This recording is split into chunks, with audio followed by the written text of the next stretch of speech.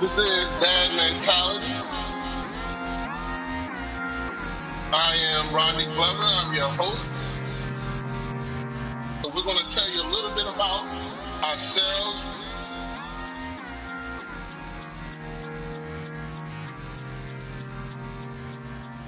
Hello, and welcome to Dad Mentality. I am your host, Rodney Glover.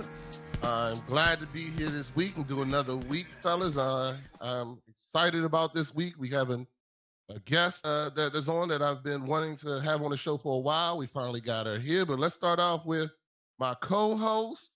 You know, I don't do this by myself, so I'll do it with my friends on this journey. My man, Mike Albers, a.k.a. Albeezy. What's up, Albeezy? What's up, everybody? What's up, everybody? What's up, man? Everything is good. And, also my other co-host, my friend from the beginning. We've known each other since we was 4 years old, fresh out the sandbox. My man, Vance Robs, a.k.a. Coach. What's up, Coach? Hey, what's going on, everybody? How y'all doing today? And we're doing good. So, fellas, I'm excited. We finally got her here. I've been wanting to have this young lady on for a long time. I'll give you a quick story about how I met her. We did a show with a bunch of my friends from the 45 neighborhood. I have a friend, his name is Melvin. We grew up from that teenage years up to now. We're very close friends. Melvin one day called us and said, my girlfriend is going to throw a party for me. And we're going to go out to Massanutten and, go hang out. And she wants me to invite all my friends. And I was like, does she know what she about to get herself into? Inviting us to a closed area and party, for your birthday? Maybe she don't know. So I was kind of worried. I told my wife, I don't know if this is going to work out. But let me tell you something, man. We got out there. We had a good time. I met this young lady, and she was amazing. She was, at this point in time, I don't even think she was even in comedy. But she was funny. She was definitely a great hostess. And I mean, I thought we would be too much for her. She was damn near too much for us. So we had a great time, but I just want to tell you a little bit about her. She's from Alton, Illinois. She's now in the Maryland area. She's what I consider the hardest working woman I know in this area doing comedy. She's been on Fox 5. She's done shows with names like Joe Clip, Michael Coy, Damon Williams. She's also done stuff with Melanie Camacho. She also hosts her own shows here in the DMV area at Bar 210. You can catch her there April 22nd. And she also is a host of Curls, Cuts, and Comedy. She's starting her own poolside comedy show she's going to be doing.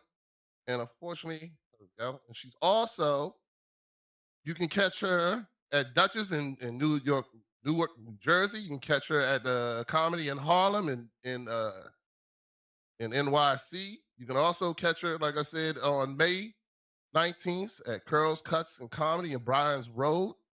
I call her the first lady of comedy in the DMV, but she's definitely traveled more than and done so many different things. But she is my friend and a great comedy genius, the Gwynn Factor. How you doing, Gwen? Thank you. Thanks for having me. Appreciate it, Rodney. Thank you for that amazing intro. I'm going to have to take your ass on the road with me. Hey, yes, and I work for drinks too, so I know you cheap. I take that. But I'm glad you finally made it to the show. I've been excited about having you here. So thanks for having me too. I really appreciate it. Absolutely. Well, we're going to go ahead and start with what we start with every week, which is our Twitch mental health check-in. Oh, I'm sorry. And Everett is here too, our producer. My man, I know you're here listening. You're going to do your check-in, so I'll get you there. But so let's start with our mental health check-in. If nobody wants to go first, I'll go first because I actually have a long story. It's up to y'all. Anybody else? Hey, go ahead, get it out. I'm gonna go ahead and get it out, fellas. So this week I was having a great week. Everything was good, and everything was going great until two things happened. And I'll go ahead and explain it to you. One, I listened to that foreign exchange album that our guest last week Sergeant Jamil Garrett told us to listen to, and that started my week off terrible because that joint was garbage. I don't know, Vance, if you listened to it, but it was garbage. I was not happy. I was like, yeah, see, he lost credibility after all that stuff he talked in that great session. Second, my car was stolen on Friday. So, damn. That put everything at a hurt. Technically, it wasn't stolen because, I left my damn keys in the riding lawnmower, and these kids were just running through the neighborhood, found my keys, and took my car. So the good news is I have OnStar, and they were able to cut the car off and find it immediately, But right now it's in an impound lot. I don't know if it's damaged. I don't know if it has anything wrong with it. But, when I do get it, I'm damn sure going to look at every inch of it and complain about whatever so I can get it fixed for free, or at least on my insurance that I'm going to have to pay for anyway. So, But so now my week, I put it at about a 6.5. I'm glad that nobody got hurt. The kids we have video of these kids just running through the neighborhood, checking people's doors and stuff like that. And they actually went into one of my neighbors' garage, which they had access. The son took out the trash and left the garage door open. So they had access to the house to go in the house. But luckily, as they went to the garage, that's when they found my car keys, and then they hopped in my car and just left. Wow. Instead of if they were going to go in the house, they didn't because they hit the jackpot ahead of time. So anyway, so they took my car, and that's my week. So I'm about a 6.5, but things will get better. I'm still keeping my head up. I just hope my car comes back in some type of good form. So anyway. All right, fellas, who wants to go next? Anybody want to follow that? I'll go. Oh, you go ahead, Vance. Yeah, I'm probably about a 7 right now. I mean, the week started off pretty hectic. You know what I'm saying? Of course, you know what I'm saying? Kids are back in school this week after being out last week. Easter was outstanding, so which was definitely a good thing. My oldest is home from college, you know what I'm saying, for a couple of days, so that's always good to have the whole crew here. But work is testing me. You know what I'm saying? It's testing me mentally. Not really physically, but mentally it's definitely challenging me right now. So just got to get over a couple of hurdles, you know what I'm saying, with that. Towards the middle and end of the week, things got, of course, a little bit better, you know what I'm saying, as we got into the weekend. Work tried me on Friday, but I let it go. And then Saturday and Sunday were pretty good. Today was pretty good. You know what I'm saying? Took my little one out on a date for her birthday. So her birthday was last Saturday. So me and my wife try to do individual time with them at least once a month. So that way they get access to us, you know what I'm saying, without everybody else yelling and screaming. So today we went to Buffalo Wild Wings, hung out for a little bit. So came home, exercised, feel a whole lot better now. Now we're on a podcast. So I'm a solid 7. So That's what's up. I did start walking, so you should be proud of me. Not because I am proud of you. But I am proud of you. I was going to say, you ain't got no car? Yeah, you're going to have to walk a lot right now. So, Right. Yeah, but you got a bicycle too. You can always jump on that bike. I put that out for them to steal too, and they didn't. I'm kind of. But Albans, go ahead. How was your week? I'm gonna go with a 9, man. It's been a good week. All right. Yeah. I would say it would be a 10 if work didn't suck so bad, but other than that, the kids are happy. Everybody's getting along. Me and Dex are getting along. Shit. What? Everything. Yeah. I know. Wow. Nice. It must have been like all the plants aligned and shit like that. So it's been good. You know, it's an eclipse coming up out, man. So that could be it. Maybe. Right. There you go. Probably needs you to fix the car or something. Trying to butter you up first. No. I mean, like she, like during Easter, you know, we kind of like split the day with the kids, so everything went well there. I mean, I always plan on like some sort of argument or something during the holidays, but everything went good. The kids are on spring break, so they're happy, they're chilling, and you know, like I said, work sucks, but my personal life is It's been good, really good. Like, something new happened in the personal life to make it real good, or it's just good? Well, a lot new going on in my personal life. We lose that smile. We want to hear a little bit about the new stuff. Anything you want to share? Yeah, later. All right, okay. Yeah. All right. There you go, Everett. You up, brother? Tell us how your week Yo. My week wasn't good, man.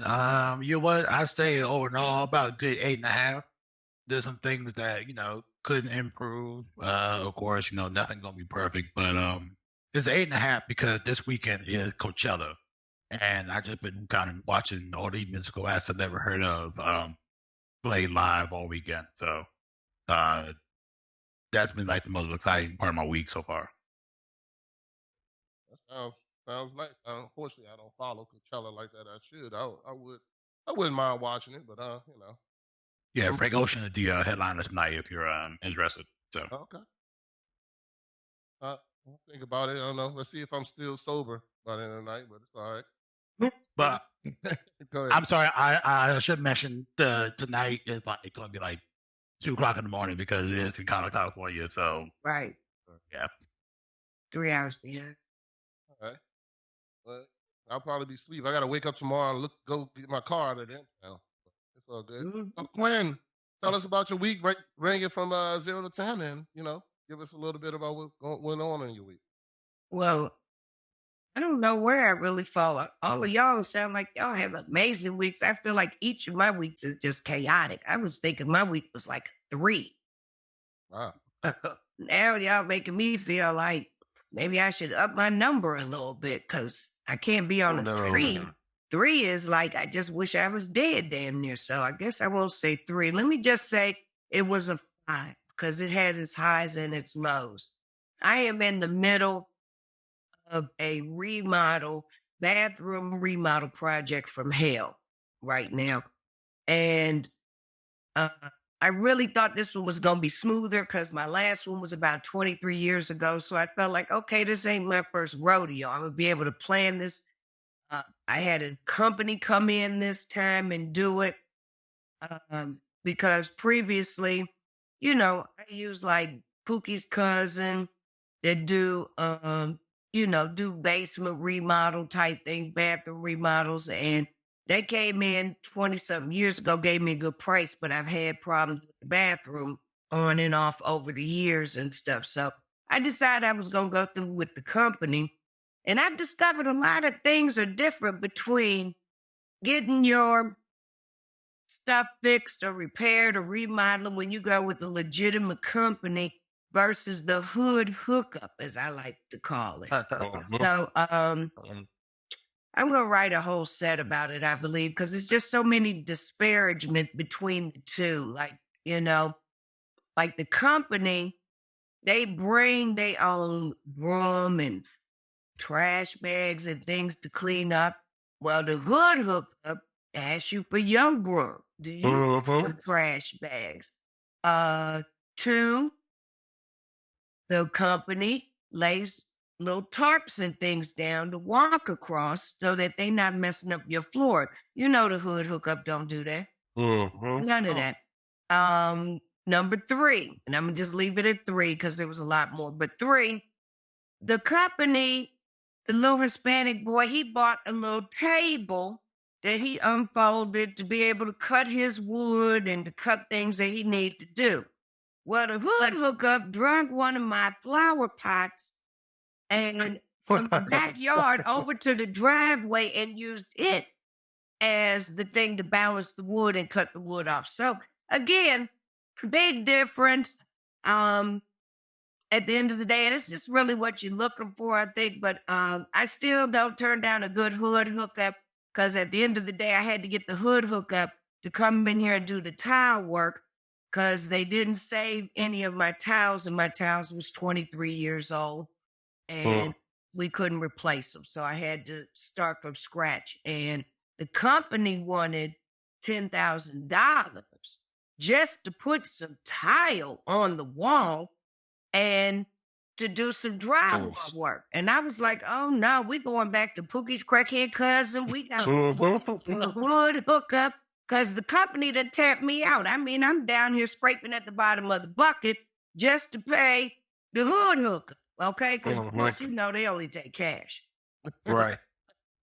It was a far cry because we dropped that number from 10 down to 1,700. And I was like, that's a number I can get behind.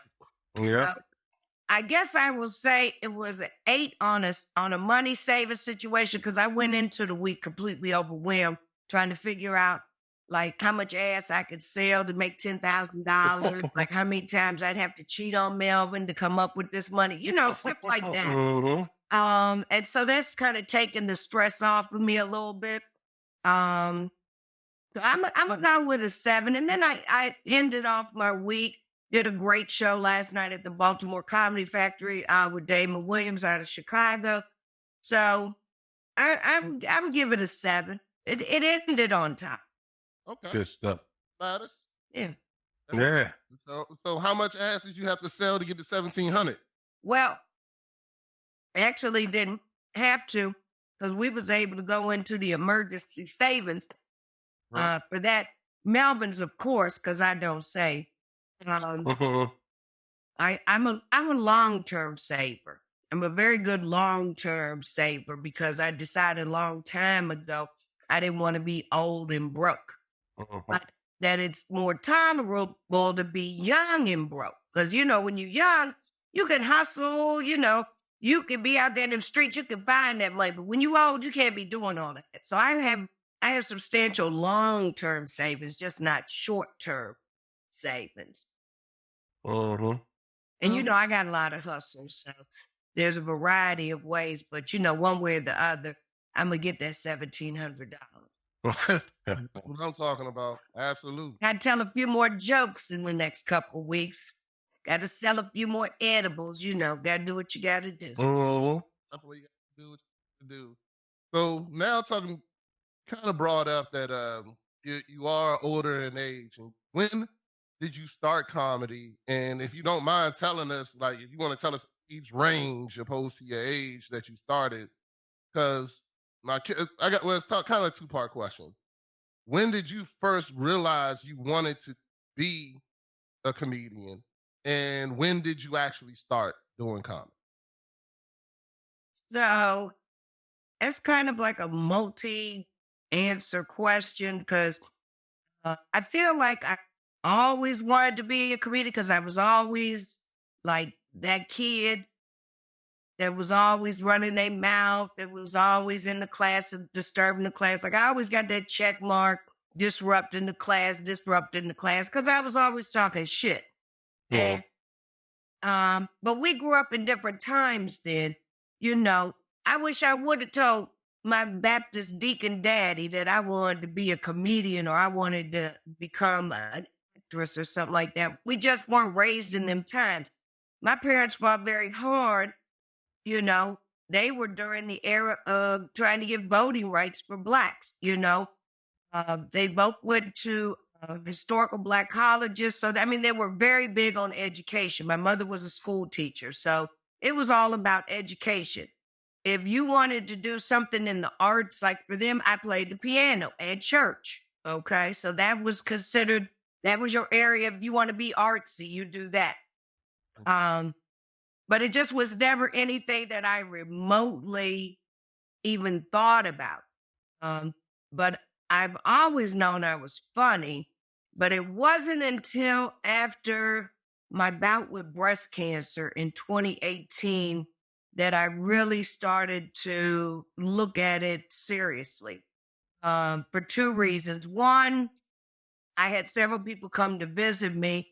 And just to give you a little history, I had breast cancer in both my breasts, and I had a partial mastectomy on one, and then radiation and surgical treatment on the other, and they were both reconstructed. But it was fabulous because they gave me these wonderful little 20-year-old titties I got now. See,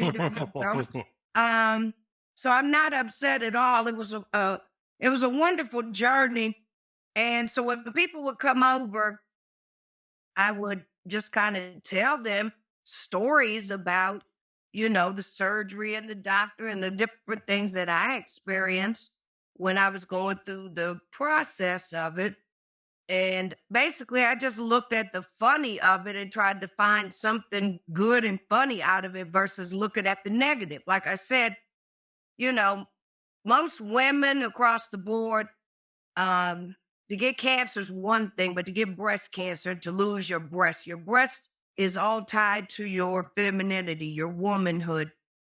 It's, it's what you need for children, to breastfeed your children. So to lose your breast is a big thing for a woman. So of course, when I first got the cancer, I was like, no, Black Jesus, not the titties. The titties, anywhere else, but not the titties. So I had to just look at it along the lines of saying, okay, we're not going to harp on the fact that you've lost your breast.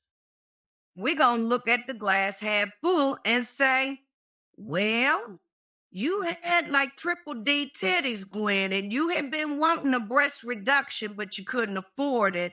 And God gave you a little cancer. Look at God. Won't he do it? You got you a whole new, free, brand new. These my $50 copays, because that's all they cost me was $50.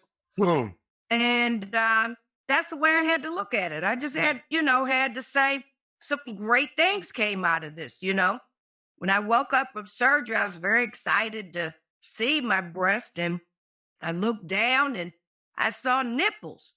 I was like, ooh, I ain't seen them in 25 years. So that was a blessing too. So it was just all the way around a good thing. And everybody was like, you could possibly be an inspiration for other women. And that you should probably take this like out on the circuit, on the comedy circuit. And so I didn't think much of it at the time, but I did kind of play it back in the back of my mind and said, when you've worked your whole life very hard, you've done what your parents expected, you raised your kids, you've done everything. Now it's maybe time to do something for you. God left you here for a reason, because he very well could have taken me out through the cancer, but he didn't. So it was, I guess I was 52, 53. When I decided that I was going to follow my dream and start deciding, to see what I needed to do to become a comedian. So first, I wasn't really sure how to start and go about it, but my window of opportunity came when an old boyfriend of mine called, who was a DJ, because this was back in the 80s and 90s and whatnot, back in my heyday when I bartended. But anyway, he calls and says, I'm working at this comedy club. Why don't you come on through? They just started doing comedy shows. Come check it out. So it was Friday. I didn't really have anything to do. And I said, let me go check it out. So I get there, and the show was good overall. I mean, it was good. It was funny. I enjoyed myself. But I do remember thinking, I could get up there and do that. I could very well see me doing that. So at the end, I went to him and I said, can you tell me who is the producer of the show, who I need to talk to about getting on one of these shows? Now, mind you, again, I didn't know the ins and outs of comedy. And the ins and outs is you're supposed to start and go to open mics. And you're supposed to write material, and you go and work it out at these open mics, and you work on it until it gets better and better. And then eventually, maybe a year or so down the road, you might actually get a show and get paid and things like that. But from what I understand, it's a very long process. And I decided I ain't had time to do all that, because again, a bitch is old. I need to make it and get famous fast, I don't have 20 years to be fooling around trying to climb the ladder. I was like, I got to skip some of these steps. So the man said, come back on Sunday. I do a clean comedy act. Well, that was a challenge right there. He says, I do a clean Christian brunch thing here on Sunday. He said, come back with 3 minutes of comedy and we'll go from there. If you're able to do well, then I'll book you for a show. So I immediately went home, and all of these little stories and anecdotes I've been telling about my cancer, I wrote down, and then I put into what I considered a joke format. Now, mind you, I don't know. At this point, I'm writing, but I don't know what the joke formula actually is in real life. I do now, of course, but at the time, I'm just writing, like how I talk. And so I put my 3 minutes together and went up there on Sunday. I rehearsed in the mirror. I did my thing. And got up there and blew it out the water and knocked them Christians off their feet with my little 3 clean minutes of comedy. And it's a good thing it wasn't more because I can't be clean but about 3 minutes. So that got me through the door, and I did my very first show a week later. And at this point now, they gave me 7 minutes, 5 to 7 minutes. So I added some more material. And again, this was all just around my breast cancer. So now I want to say my breast cancer set, I probably have about 20 minutes of breast cancer material because I've expanded on what I started with. But a lot of that I don't do unless I'm headlining or it's breast cancer month. So that was my original material, but I've since written more material and do other things now, but that's what got me started. And so, like I said, I did that first show with a comedian out of the Virginia Beach Tidewater area called Bodacious, who was on Def Comedy Jam back in the days. So that was, an honor to be on the stage with him. And then I turned around and was able to convince them to put me on another show in a couple more weeks. And that was when I opened for George Wilborn for 4 shows. So then after that, I kept thinking like, okay, you've done really well here, but me being the educated person that I am and feeling like, okay, I feel like I'm comfortable and know this, but I still need some formal training. So I decided I was going to sign up and take some classes, some improv classes and different things, which I did. And then I was going to write more material. And then I would go back out there to do more shows after I had done that. So that was like December of 2019. And I did a few showcases. And then Curls, Cuts, and Comedy Body Oasis reached out about wanting to do a comedy show. And we did one show, and that was my very first paid gig. And it was March 6th. And a week later, the world shut down. And I felt like, okay, I guess that's the end of my comedy career. Because I didn't know what to do. Whereas a lot of the other comedians had shifted the paradigm to Instagram, to Zoom, to doing things, virtually. And I really wasn't savvy enough in technology to really do that. So I pretty much figured, well, I had a nice run. I got a chance to fulfill, something off my bucket list, I could just check off. And I just kind of went back to my regular life pretty much after that. And so for a whole year, sat at home like everybody else did, ate, got fat, all the typical stuff. But my friends started noticing that I was coming down with like severe depression. Which I think a lot of people were, I'd already had struggles with depression on and off over the years. And this whole seclusion thing and not having any type of social outlet just was not good for me. And so finally, a couple of friends reached out and they were like, look, we need to do something virtual.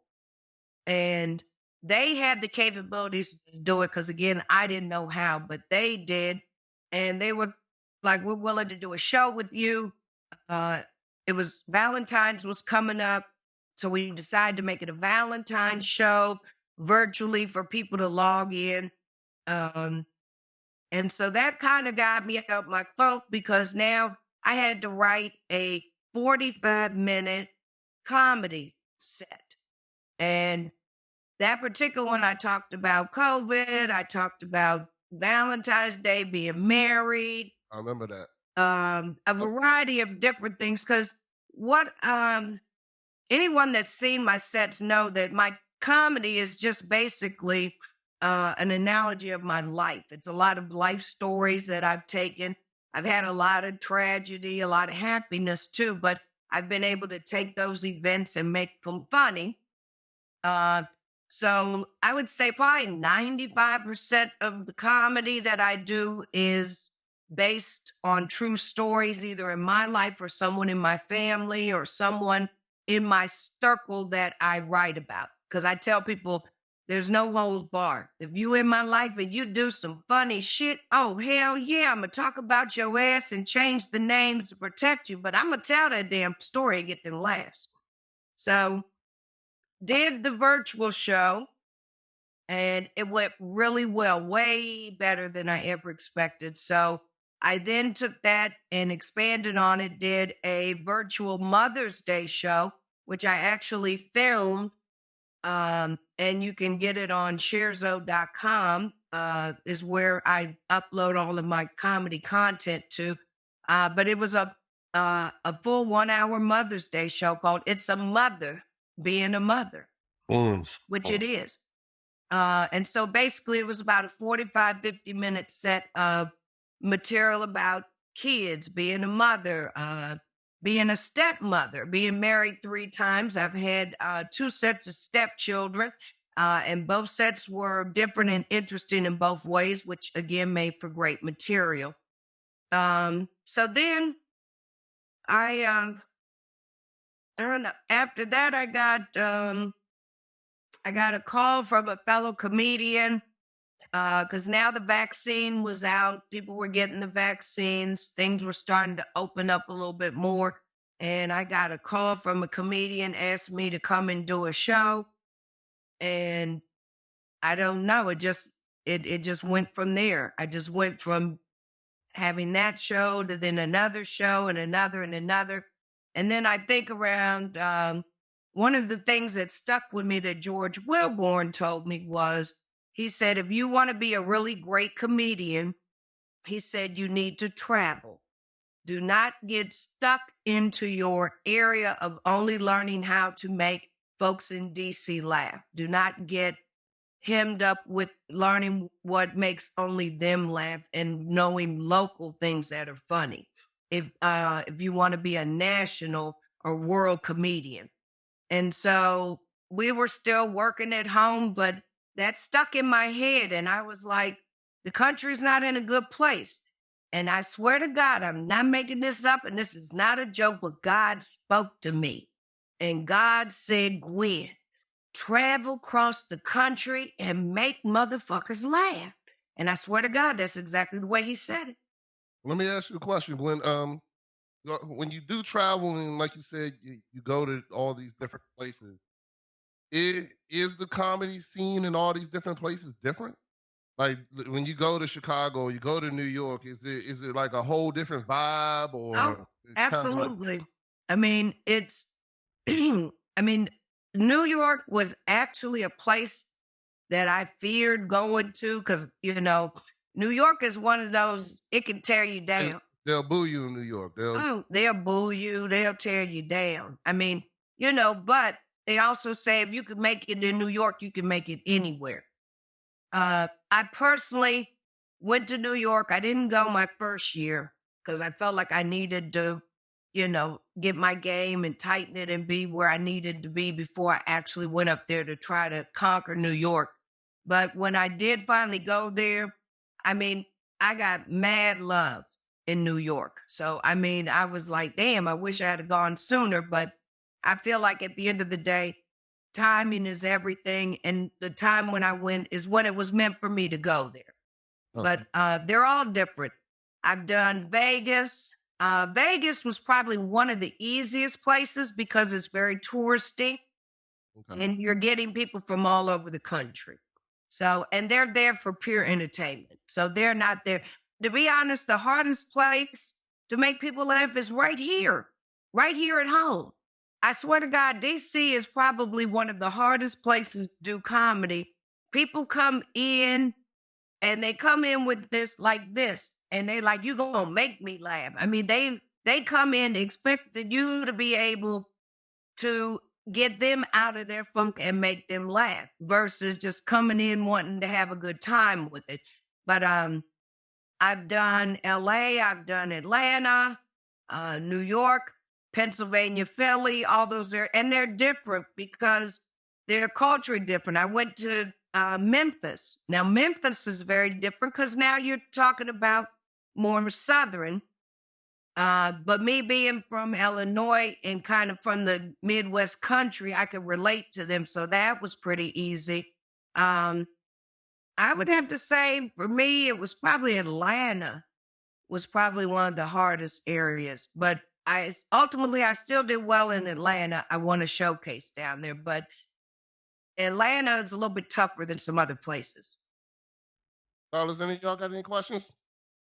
Yeah, besides DC, of course, being your favorite, where would you like to go the most? I did watch your Harlem one, and Harlem did welcome you like crazy with open arms. But where is a place that you love to go if you could to do your show? So I get hit up on social media all the time. People asking me when I'm coming here, when I'm coming there. So some of the places I have lined up this year and some I don't have lined up, but I hope to get to, is I'll be in North Carolina. I'm definitely trying to get down south. So I'll be in North Carolina twice in May. And then I want to get to Dallas, Detroit. Is on my bucket list. Then going back out west to like Denver. All the places that marijuana is legal. Yeah. That'll help too. Makes it right. I always tell people, I wonder if that's part of the reason why I keep going back to Vegas. Vegas. Because my first experience in Vegas, I had an amazing time, but I caught COVID in Vegas. But it made for some great material because basically it was like, all right, so clearly everything that happened in Vegas don't always stay in Vegas. Yeah, but COVID showing up brought his ass back here to DC with me. But I would say, and overseas, I hear a lot of comedians talk about Germany, doing things over for the troops and things like that. So, I mean, ultimately, I'd like to be able to travel across the world and do some, but, and that, when you do things like that, like your comedy has to be very general and appealing to everyone. It cannot be localized. And that's what I try to explain to a lot of people. If you get hemmed up in that block of just trying to make people laugh here, you're not going to be able to make other people laugh other places because they're not going to relate to Ben's Chili Bowl or go-go music. I mean, things that are primarily only here that even people here in the United States don't know about. If you go out west, everybody out west don't know about go-go. Shoot. I didn't know about go-go living in North Carolina. I didn't know I didn't know until I moved to Virginia. Exactly. There you go. And I've done some shows down like at the DC Improv. And what a lot of people don't realize down there is being that it's right downtown DC, a lot of tourists come in there. And something for them to do while they're here traveling. Oh, let's go see a comedy show. And most of the talent, other than the headliners, like your host, your opening acts, are local.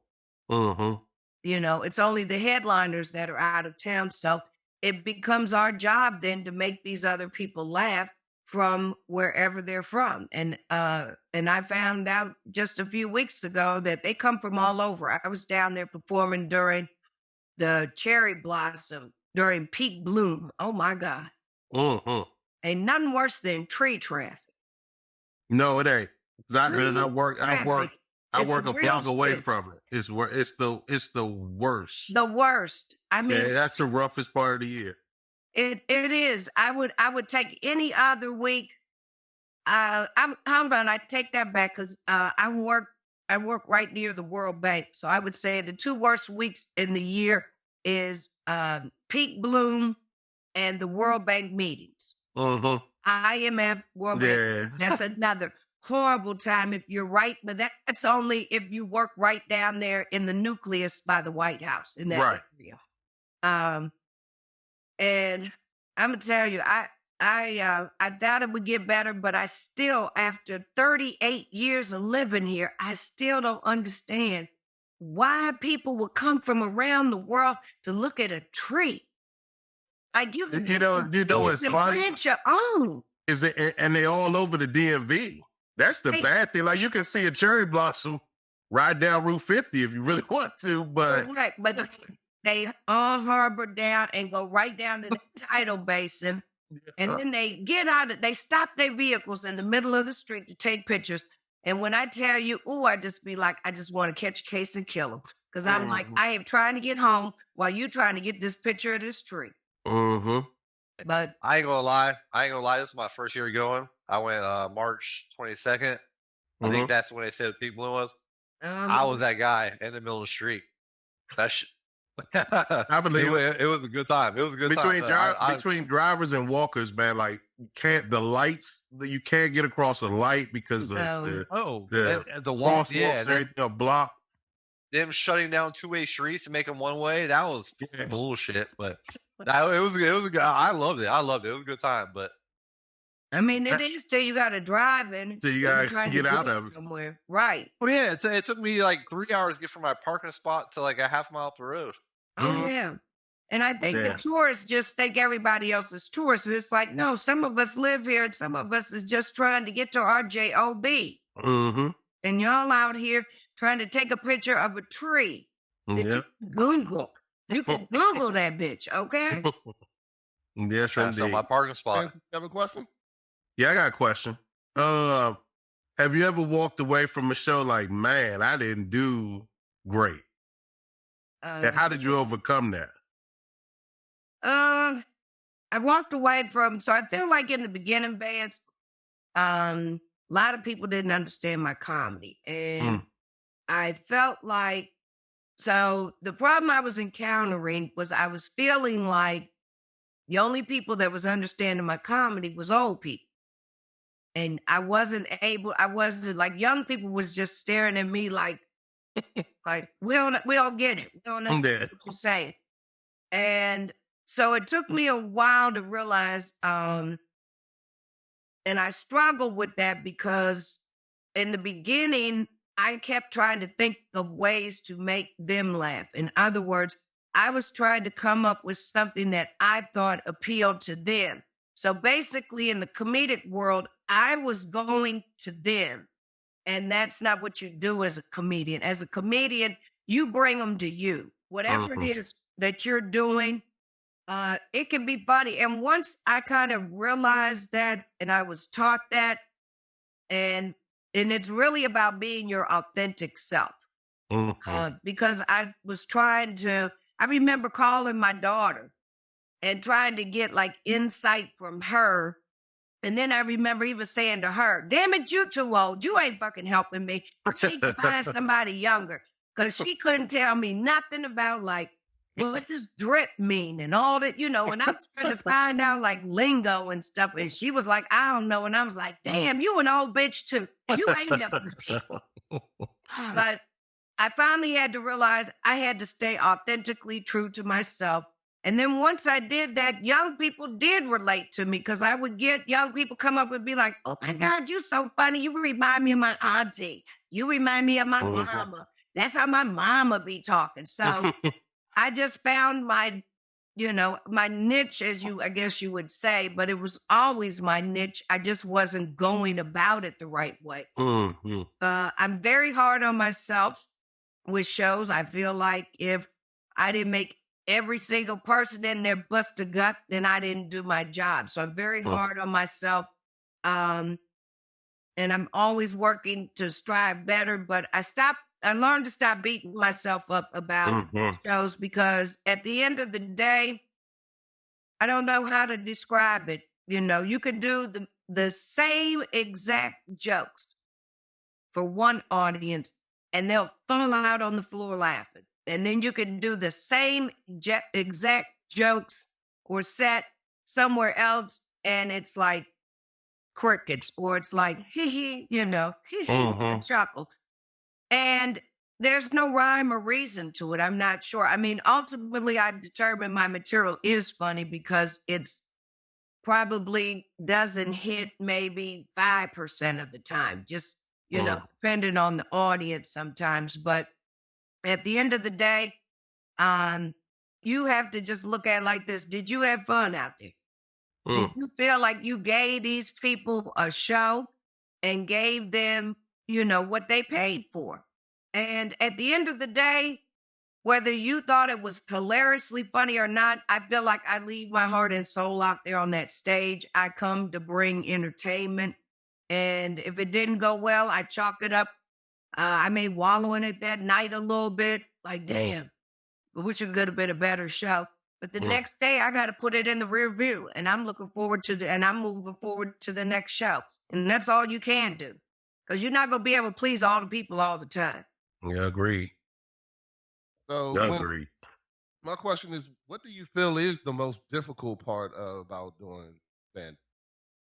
I guess for me, it's, I don't know, like right now, I find what's difficult at this stage of my career is trying to juggle it in a full-time job.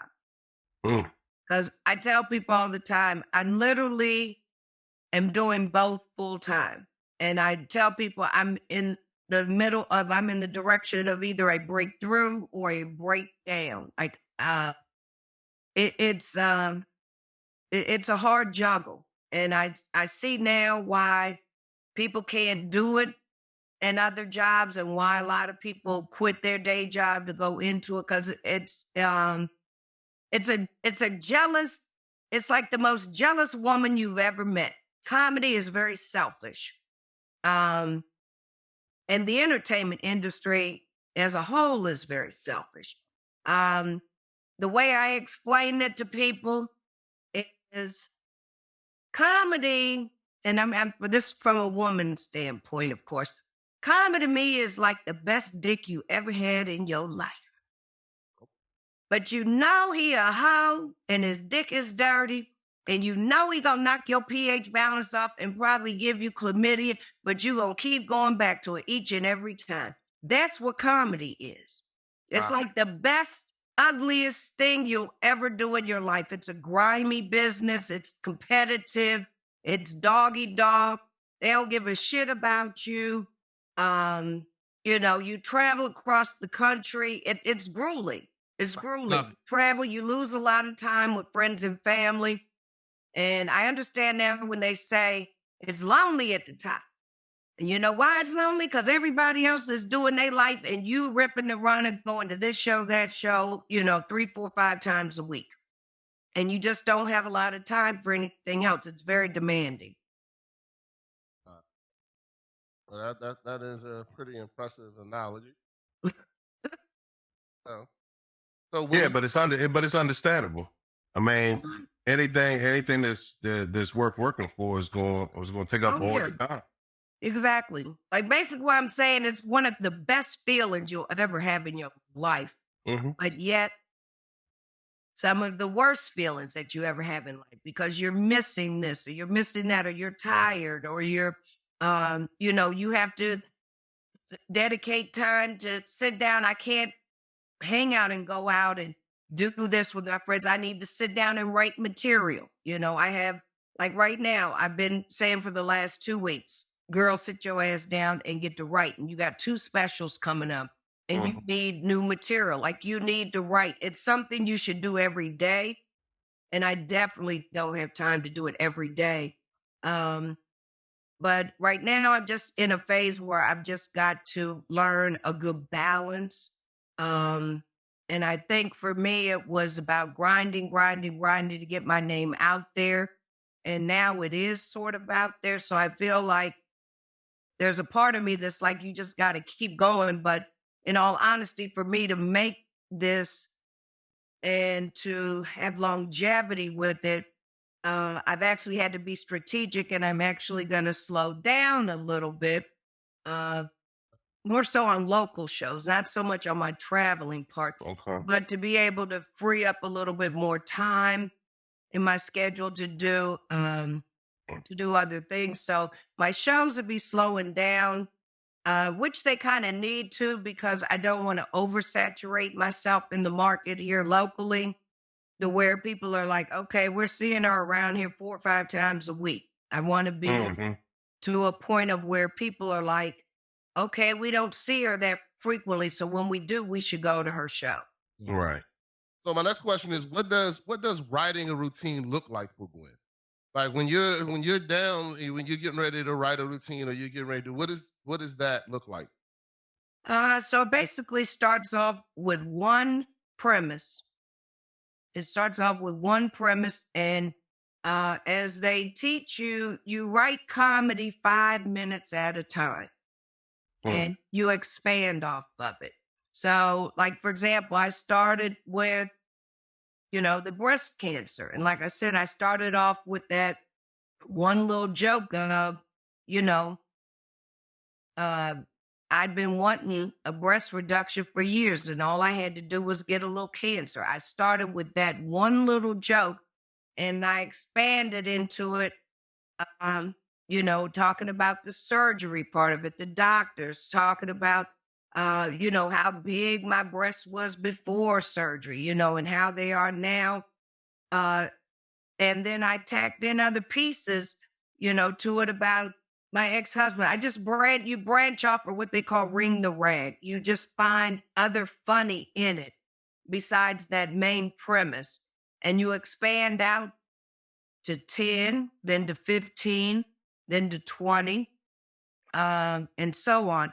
Last summer, I was in a comedy competition that I won, but prior to winning, I remember saying, okay, I need to have new material to do versus what I did in the first show. So I needed an entire 15-minute set. So I didn't have time to write 5 minutes, see if it was going to be funny, write 10 minutes. So I literally spent a whole day and I wrote a whole 15-minute set of material because I knew my premise was dads. And I wanted to talk about fathers because it was Father's Day coming up. And that thing branched off into, let's see, how many different directions. I talked about how dads don't get nothing. Y'all are always overlooked compared to Mother's Day, Then I talked about how they put a holiday on y'all's weekend. And how it didn't go together. It didn't make sense to me because, it's Juneteenth. That's my birthday. So, I'm all for it. You said I'm all for it. But again, it still takes away from Father's Day because now people are focused on Juneteenth, And again, like I say in my joke, Juneteenth is a celebration of freedom from a life of slavery. And Father's Day is a celebration of a life of induction into slavery with them kids. So they don't match. Right. It don't make sense. And so then I spin off into more about Juneteenth. And then I spin off into it about how y'all only get one day and LGBTQ get a whole month. They get Pride. They get a whole month and they can't even make no kids. Like that don't make no sense to me either.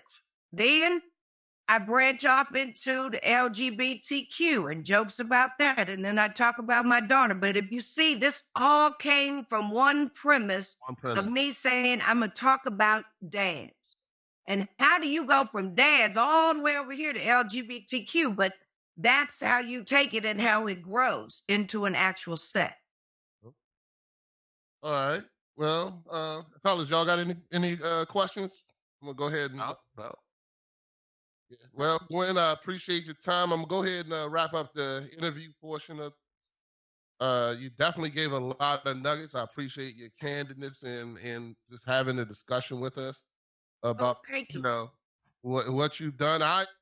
I'm going to say that I admire you and I'm proud of you. You know, I've followed you through a lot of your shows, even when they were virtual to now. I always try to support as much as I possibly can. So, you know, if nobody ever said they're proud of you and they think you're doing an excellent job, I'm letting you know you're doing an excellent job. And, you know, I appreciate you. Also appreciate you for taking care of my friend Melvin, who, you know, I remember the joke that you had about him, about the motherfucker showing up one day and never leaving. Yeah. It's part of my COVID. That was part of my COVID series. But yeah, I mean, again, small little things that just roll into big jokes. But I appreciate your support, you and Vicky and everyone that has been on this journey with me and stuck through it. Because, you know, and Melvin especially, I don't give him enough credit due because he ain't signed up for this. He signed up for what he thought he was getting, a woman that cooked good macaroni and cheese at Thanksgiving dinner. He thought he had signed up for buffet meals for life. He thought he had signed up with his own personal infomercial gourmet chef. That's what he signed up for. Now, poor Melvin barely get a meal once a week. It's poor Melvin barely eat. We had chili on Easter Sunday. It was probably, now this makes the second Easter I did not cook Easter dinner like I usually do. And I usually do a big spread. And I had enough in the freezer to muster up and pull together a pot of chili. And that's all we had on Easter Sunday. And then I didn't have no crackers, but I found some old stale tortilla chips and I crunched those up and put them on the top like crackers and we made it work. And that was Easter. You know, I do got one topic I threw out question for you. Uh-huh. The Will Smith and Chris Rock incident. How do you feel about that? How do you feel about Chris Rock when he did his comedy show replying to it? And how do you feel about the incident when it first happened? From a comedian standpoint, there really isn't any topics. I mean, we've gotten so politically correct, it's damn near impossible to really be a good comedian anymore because you have to try to think if you're offending somebody, you know, or they'll find some way to find some offense in what you say. And I just feel like at the end of the day, the joke was not that bad. Will Smith laughed at the joke himself until he looked over at his wife's face. And then he looked at her and he was like, damn, I got to fight to prove my love every day. Right. And then he felt like obligated that he had to do something. That's the way I saw it. That's the way I saw it. Will was wrong as hell. First of all, you just can't put your hands on people. Second of all, I feel like you're taking away from the art of comedy once you start critiquing like what can be said and what can't be said. Yeah. I love how Chris handled everything. He did not respond quickly or rashly. He took his time and decided, you know, and he had already said, I'm going to address it in my form. And I don't blame him. He should have capitalized on this shit. We people still talking about this slap heard around the world, and it was over a year ago. Hell, I still tell a joke about it. The joke is amazing.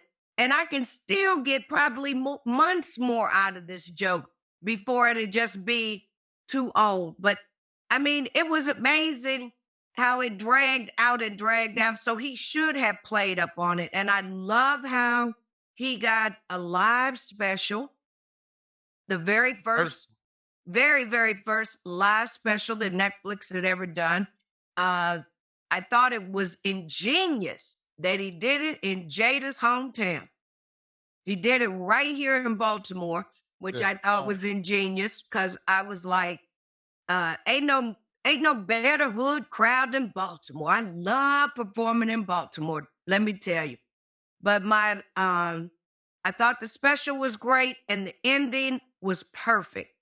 When he said, when people asked me why you didn't hit him or slap him back, and he said, because of my parents. And my parents said, don't you act a fool in front of white folk. Now, I personally grew up to that saying my whole life. Don't you get in here and act a fool in front of these white folks. So that to me so resonated, and I thought it was hilarious. I thought the way he put it together, everything he covered, it was a great, great special. And I'm glad he was able to capitalize on his tragedy, as we as comedians do. We take our tragedies and turn them into funny and money. Okay. I mean, I agree with everything you said. I was, I started talking about this when it first happened. We did an episode. We talked about all that. We talked about it. We even talked about the special when it was coming out. I just Right. want to see what your opinion was, because you are a comedian, and how you feel about it. You ain't never had nobody walk up on the stage on you, right? Because I know Melvin would have hobbled his ass out there to beat somebody's ass. Well, Melvin ain't always hobbled. There was a time when he was a genuine security guard for me, okay? Now he might have to beat him down with cane, but he'll be back strong. He'll be back. I actually don't travel a whole lot with Melvin, like people think. I do travel quite a bit on my own. But at the end of the day, I mean, again, I'm from the hood. A lot of people don't know, about Illinois. But that's the middle of the country. That's where a lot of gangsters stopped. That didn't make it all the way out west. Okay, so there's a lot of hood in me, and I try to tell people, don't bring Gigi out. Don't bring Gigi out. So I've not had an issue, but I keep telling people, don't let the old face fool you. A bitch might be old, but I still got a hell of a right hook. Okay. Well, let's go into our first topic. We're going to talk about together, fellas. One is, and this is for everybody to answer. How do you feel about sports, comedy, acting? Do you feel that there's different rules for different people in these fields? When you talk about females, like they're bringing up the Oscars now, whether or not, instead of having a best actor and actress, it's just the best leading person, or whatever the case may be. And then, like, you have the young lady from LSU, and unfortunately I can't remember her name, but she was talking trash to another player who, she's black and the player happened to be white, and they made a big deal as if she was I guess unladylike or unsportsmanlike, when it's been known throughout the years that some of the greatest basketball players talked all kinds of trash to each other on the court and on the field, and it was never a big deal. One of the biggest ones I remember was Kevin Garnett told Larry Bird. Nah, not Larry Bird, but Larry Bird was a huge trash talker. He was the worst, man. Fucking right. Nah, when Kevin Garnett told Carmelo Anthony that his wife tasted like Honey Nut Cheerios, and Carmelo Anthony chased his ass through the whole basketball court, trying to fight him. You know what I'm saying? That might have been the best reaction, but I don't know. Yo, I was like, I would have fought him too. You gonna tell me my wife tastes like Honey Nut Cheerios? Like, son, that's crazy. You're right. But trash talking a part of basketball is a thing. I know I did it when I played football. I trash talked all the time, and it's just a question of, do you feel like, and maybe even your experience, Gwen, have you felt that there was a different either approach or how you was treated because you're a female, that males have a different rule that they can play, or even with their jokes or whatever the case may be? And I mean, but it's a group discussion for anybody. The fellas, do y'all feel like there's a difference? Gwen, do you feel like there's a difference? Whoever wants to talk about it first is fine. So I think there's a difference in everything. It's sports, comedy. I mean, yeah. Yeah, I mean, I think that, yeah. The thing about the Angela Reese incident, because that's her name. That's her name. Yeah. With LSU, it turned racist. Like the reason it was said is that the girl that she did it to did the exact same thing to other people. Yeah. And the funny thing is that the girl from Iowa, she wasn't offended. Oh yeah. It was everybody else. Yeah. It's who made the big deal about what she did and said it was unsportsmanlike and all of this and all of that stuff. And the funny thing is the person that she did it to wasn't offended because she knew that she had done the exact same thing to other people. Yeah. So it just speaks to society, and society's judgment of the actual situation is what made it a big deal, right? So society is the one that pointed out that Angela Reese didn't act the way that she should have acted according to them, right? Yeah. So, but for the incident that took place, I mean, I think that, you know what I'm saying, trash talking is trash talking. It's just about who wants to make a big deal of that particular situation. You know what I mean? Now, from a rule perspective, I think that if it would have been male or female in that instant, it would have been the same thing, because it wasn't about the actual trash talking. It was about one person was white and one person was black. That's what it was really about. And the way Angela Reese acted, everybody expected her not to act that way, which I don't really understand why, because the other girl acted the exact same way. Now, rules from male to female, yeah, there's definitely rules that society has placed out there that they are treated fair, the exact same. It's always been that way, and it's the same thing with LGBT community, them as well. Everybody says, "Oh, they're not treated fairly," and it's like, you can look at every single race, every single gender, every single group, age, and point out situations where society makes the choice on whether or not things are going to be fair for that particular generation. Social media is what's causing this. It really is. It really is. There's rules that are out there. I mean, that are, yes, they're going to go one way or another, but then social media just blows it up and it turns it into something completely different. Mm-hmm. Agreed. It's definitely a contributor to the situation. But the rules are still there. So whether social media was there or not. So I mean, there's definitely some biases in the U.S. and around the world that males, females. I mean, if you just look at the male and female role in the United States versus the male and female role in these other countries, that'll tell you that the rules are different for both. So, but that's a cultural thing, and it's something that, you know what I'm saying, needs to be addressed. Whether or not it's fair or not, I don't believe it's fair, but you know what I mean? That's something that society is influencing. I agree. What do you think about it? Huh? I was saying, what do you think about it, Gwen? I agree. First of all, I feel like women are always going to struggle, especially in male-dominated industries. For whatever reason, I don't know why, but I guess it's my personality, but it draws to male-dominated fields. I work in the legal field. The legal field has always been male-dominated. I now work in the comedy field. The comedy field is male-dominated. It's like, I guess I'm not happy unless I am working in an environment that I constantly have to struggle and prove my worth. I don't know why, but that's something, I guess, within me. But women are always going to be paid less. We're just not. I don't ever see that changing, or at least not in our lifetime. Let me put it that way. We've struggled as a people. Black people have struggled a long time. And LGBT people have struggled and had their fair share, but I say they overcame way longer before we did, because we struggled a long time. I mean, let's look at it and let's keep it real. We struggled to see ourselves represented in TV for decades, like, half a century. We struggled before we started really seeing like real content about us.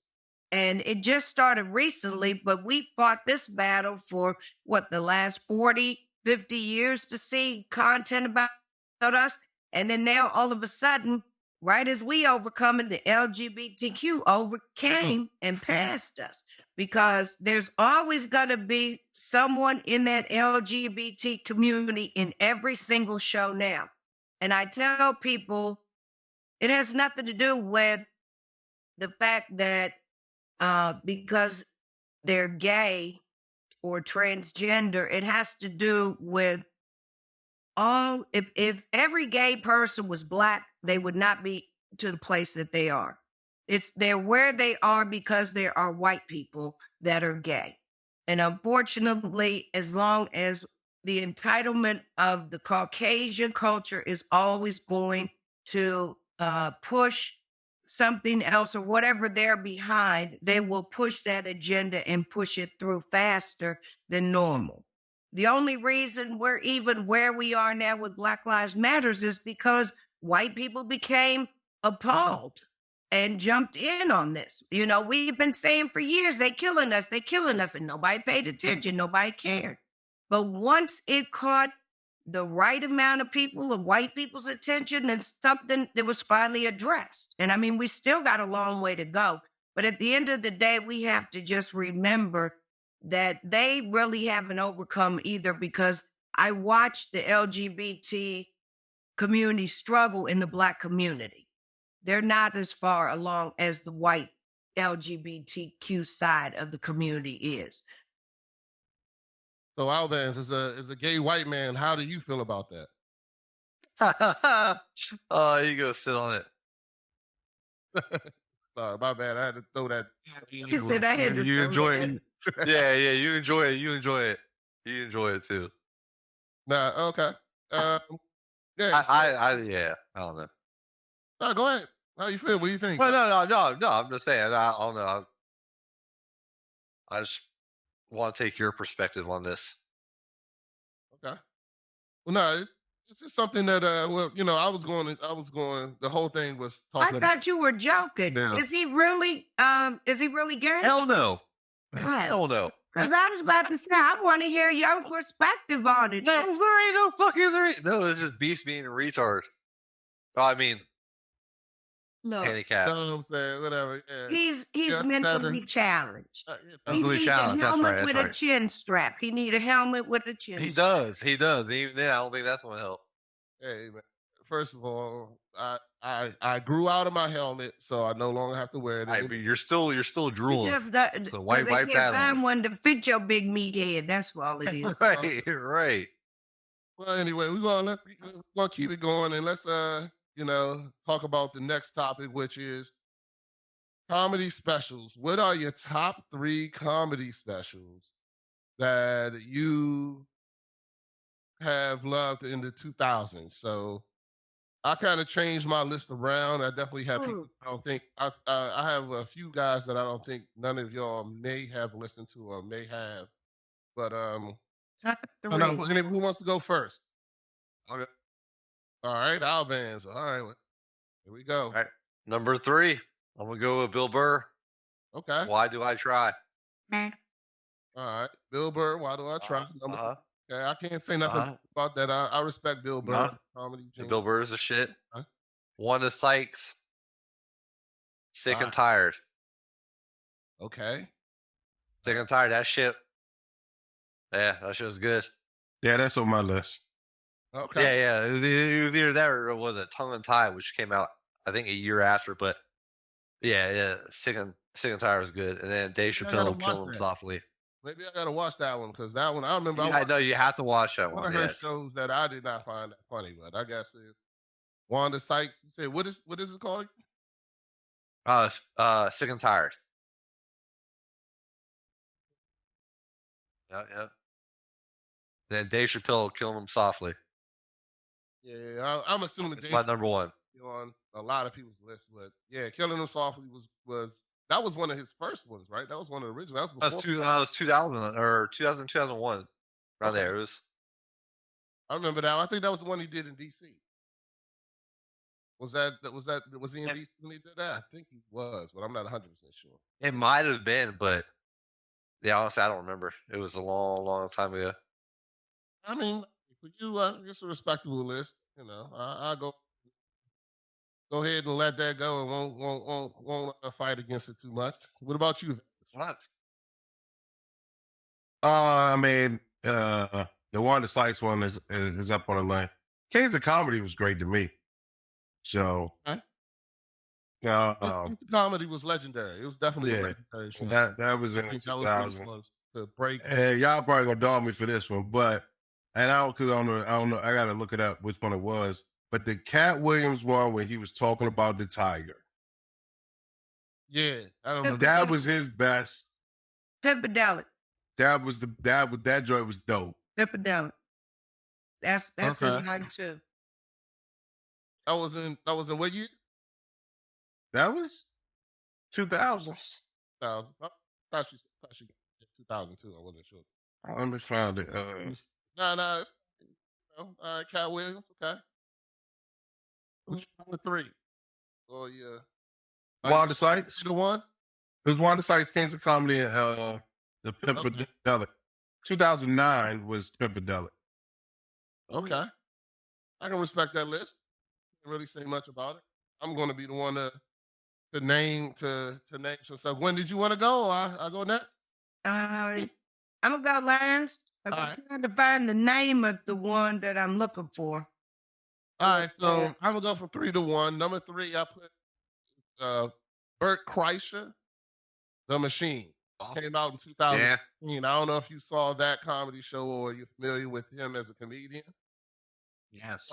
He does a routine on how he took Russian in college and never knew Russian, not one word of Russian, but he took it all the way to the point that he went to Russia on a trip and he became the machine, and he ended up joining the Russian mafia and robbing his own train.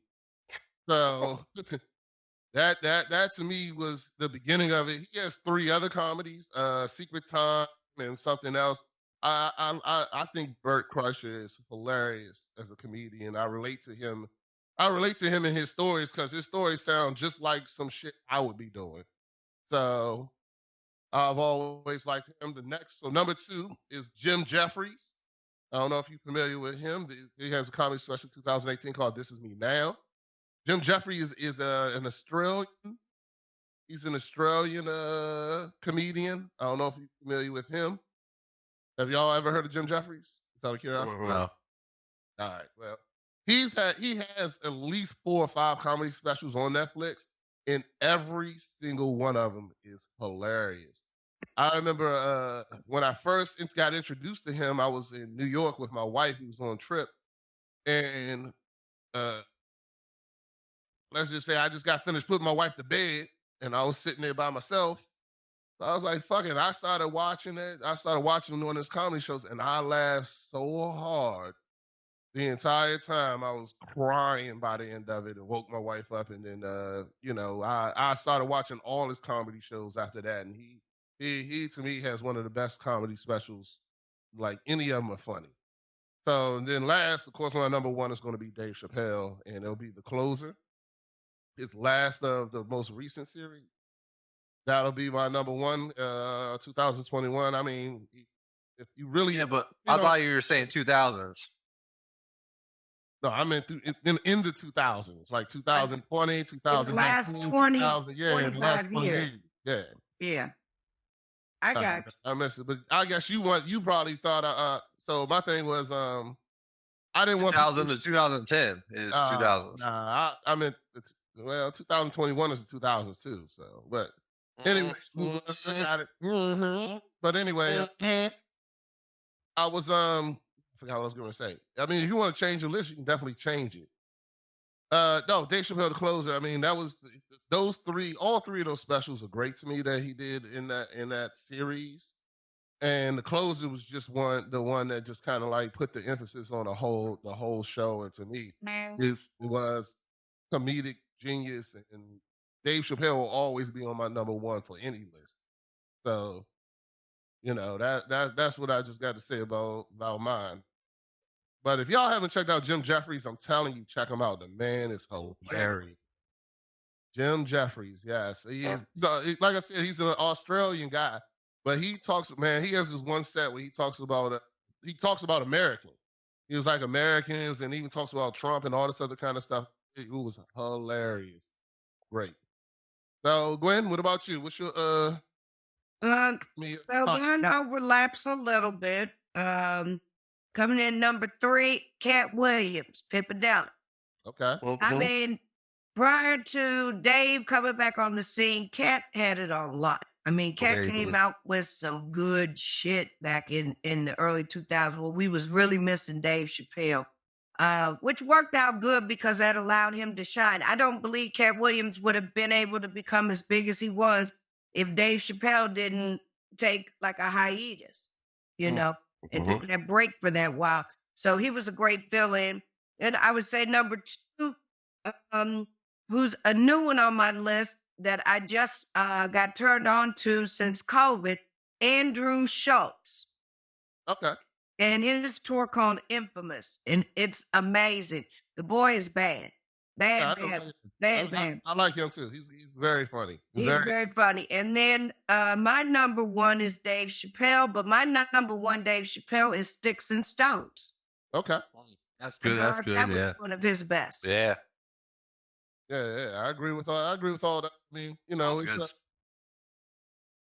comedy is subjective, and you know, some people may think other people are funnier than, you know, other things. So it's interesting. I'm not gonna lie, I always wanted to try out doing stand up and doing the but I just can't.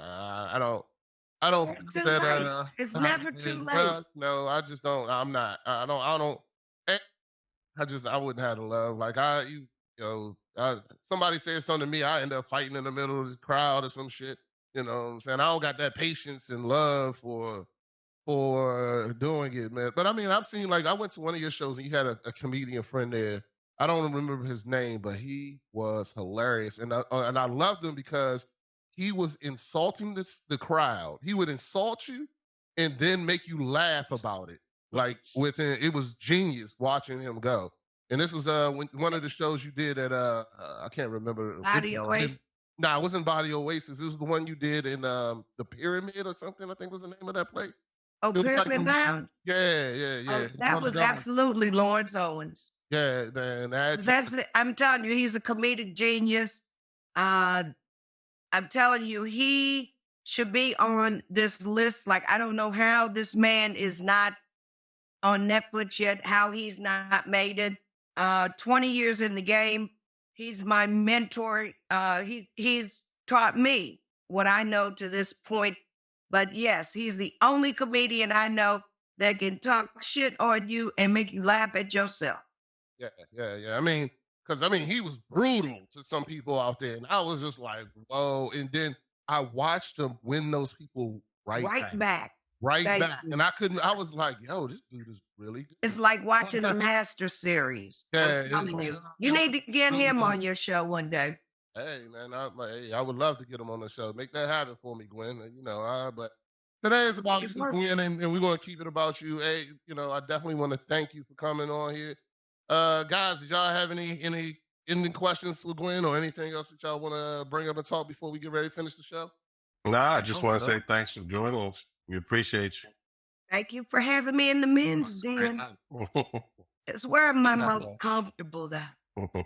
Hey, well, Gwen, you were amazing. Thank you for coming out. I'm glad to have you on here. We all appreciate you and the things you do and the information you gave us today. Thank you.